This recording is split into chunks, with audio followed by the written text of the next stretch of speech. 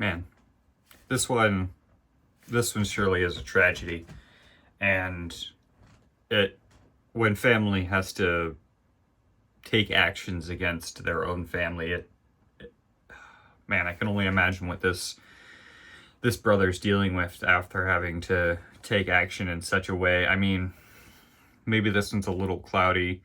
Maybe this one's not 100% on the self-defense. Looking at it, I could certainly see one way, and looking at it, I could certainly see the other way. Either way, these events have transpired and they're over. And one man's decision led to another man's decision. And of course, these decisions we make in a split moment can change everything in the world. Your world, some others' world, flip turned upside down, and this one is no doubt 100% that. Right off the title, man shoots younger brother to death after argument with girlfriend. HPD says police said the incident started around 6:30 p.m. on Tuesday, but the shooting wasn't until 1:30 a.m. on Wednesday. So we have here on January 22nd is when this was published. A 37-year-old man in Houston shot and killed his 29-year-old younger brother earlier on Wednesday morning during a family argument in a Northwest Houston home, according to the police. It all started on Tuesday evening at the home on Morocco Street near Tanner and Greensner around 6:30 p.m. Officers were called to the house for a family disturbance. So this is point one where the officers are there. The police said the younger brother, a man in his 20s, had been arguing with his girlfriend over the phone. Officers said no violence had occurred, and the younger brother agreed to leave and stay with other relatives for the night. Later that night, he came back. At this time, police said he threatened his girlfriend. When the police arrived, he was sitting in the car outside. The family members told the officers there wasn't any actual threat, and they were simply just trying to give him some more clothes. So maybe they were covering up for him. Maybe there wasn't a threat. So he left again without any trouble. So this is now the second time the police have come to this address in a 24-hour period, even a 12-hour period for the same disturbance or the same person causing a disturbance. Fast forward, now this is 1:30 a.m. the next morning, very early morning. The younger brother showed back up to the house. The shooter told the investigators the younger brother was trying to force his way into the room with two women family members and a child. That's when the man shot his younger brother. And that's where I'm just like, okay, why was this younger brother trying to get into this room? The girlfriend he was fighting with over the phone, and then when he came, was the girlfriend at this house? Was the girlfriend in that room? What is the altercation between, because it seemed like previous in this conversation, this story, it was about the younger brother and his girlfriend, and now there's two female family members or woman family members. Is one of those the girlfriend? Are these different ladies? And the child, who is the child in relation to the person that was shot? Why is this kid or this man trying to get into this room, and what's the intent behind him trying to get the room? Obviously, the older brother saw something aggressive behind the actions and took actions because he shot the man. He shot the younger brother. When officers got to the scene, the man was attempting chest compressions on the younger brother. So obviously, he didn't want to kill the person. He didn't want to hurt him. He was just trying to stop something.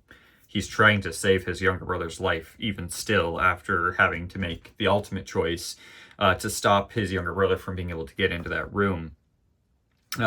Police say everyone in the house was cooperating with investigators. The case is being referred to a grand jury. Of course, it's still got to get investigated. This is a pretty murky one. Like, I don't necessarily know why there was aggression with the younger brother coming back and trying to get into the room with those family members. theoretically, shouldn't he be allowed? Yeah, I mean, unless the women are trying to wanting him out, maybe he's going through a mental breakdown. I'm not sure. It seemed like the original altercation was over the phone with his girlfriend. So why is he even leaving the property in the first place if it's over the phone?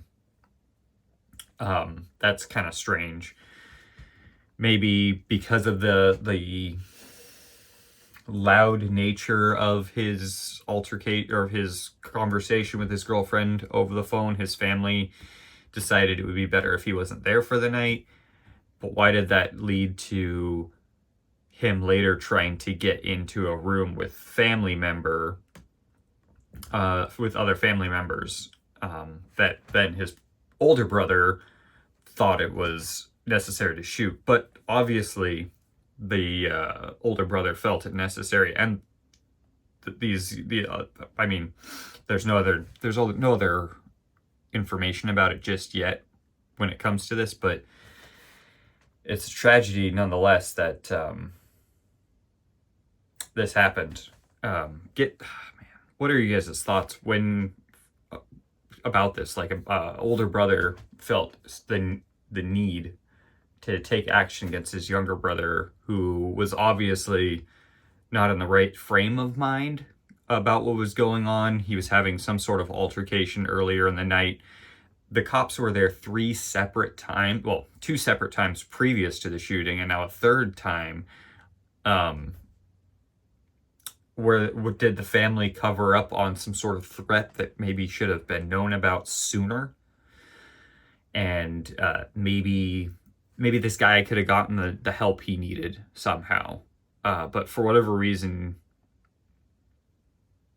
after repeated attempts or repeated events of the police being there, this altercation still climaxed in such a manner where the younger brother is now dead at the hands of his older brother, because the older brother felt a need or a threat behind his returning to the house. I mean, it is arguably 1:30 a.m. when he's trying to show up at this house and enter a room with two female family members and a child, for whatever reason enough to be aggressive that the older brother thinks he has to shoot.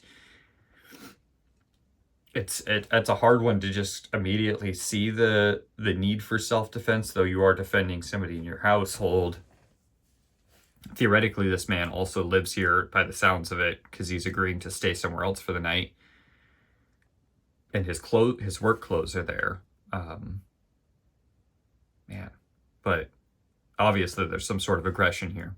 Get in those comments. Let me know what you think about this, and do you think this is viable self-defense? Is it just too early to tell? Do we need more information? Obviously, I think we do.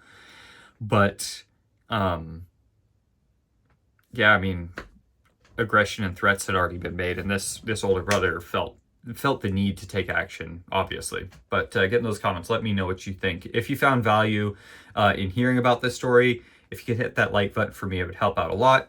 If you want to hear more stories related to the Second Amendment, self-defense, or possible scenarios thereof, smash that like button or smash that subscribe button. See more of my videos here on Armed Culture. My name is Steven, and I'll see you soon.